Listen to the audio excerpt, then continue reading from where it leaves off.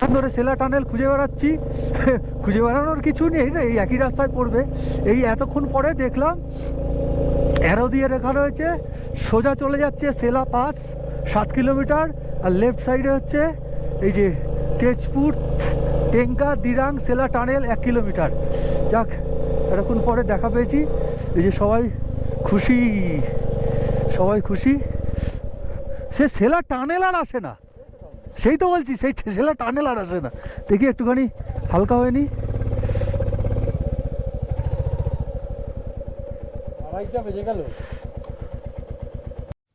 সেলা টানেলে ঢোকার রাস্তা শুরু হলো। ঠান্ডা যা লাগছে, ঠান্ডা তো লাগবেই, কারণ সামনে পুরো বরফ জমে রয়েছে। তাহলে এটা ফ্রিজিং এলাকা না। ছেলে বলছে যে আমার তো জ্যাকেটের সামনে খোলা ছিল, আমার ঠান্ডা লাগছে না, এখনও ইয়ে দিল। তাই বলছি তুমি তো মঙ্গল গ্রহের মানুষ, আসলে অল্প বয়স, হেলদি চেহারা, স্বাভাবিক ওর তো ঠান্ডা কমই লাগবে। তো চলো দেখা যাক টানেল কীরকম বানিয়েছে। এর আগে অটল টানেল আমরা গেছি, তারপরে আরও বেশ কয়েকটা টানেল আমরা ক্রস করেছি ইয়েতে, ওই লাদাখে ক্ষেত্রে। দেখা যাক এখানে কীরকম টানেলটা করেছে। একই তো বিয়ারই করেছে, বলছে নাকি 3 ঘন্টা রাস্তা safe.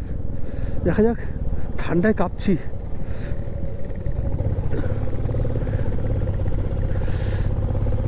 Welcome to Sela tunnel.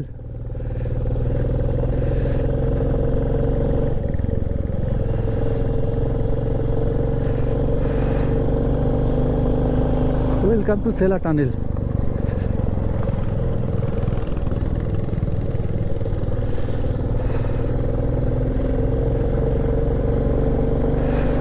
Sela টানেলের এখানে দাঁড়িয়ে আর ছবি তোলা হলো না, তুললে ভালোই হতো।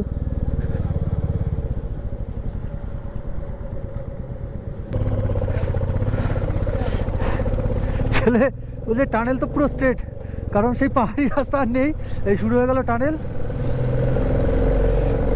লাদাখে অনেক টানেল ক্রস করেছি, একই সেমই লাগছে, আলাদা কিছু লাগছে না।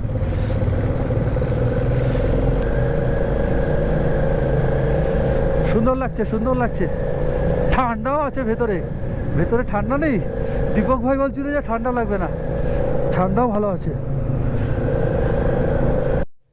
সেলা টানেল প্রায় শেষের পথে, একটুখানি অটল টানেল বা অন্যান্য টানেল যেমন অনেক বড় বড়, সে একটুখানি, কিন্তু ওয়েদারটা মনে হচ্ছে একটু কেমন লাগছে, কুয়াশা কুয়াশা লাগছে। দেখি এখানে দাঁড়িয়ে একটা ছবি তোলা যায় কিনা। ঠান্ডা তো দেখে আরো বেড়ে গেল, ঠান্ডা বেড়ে গেল। দেখে একটা ছবি তুলতে হবে, তারপরে সেট করতে হবে।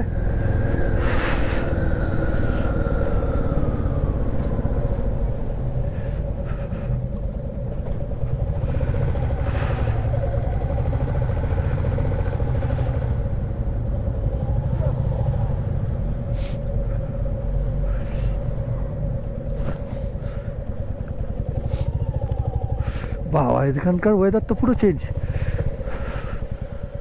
এখানকার ওয়েদার চেঞ্জ। দাঁড়ানোটা ঠিক হবে না, কিচ্ছু দেখা যাচ্ছে না। ঠিক আছে, চলো।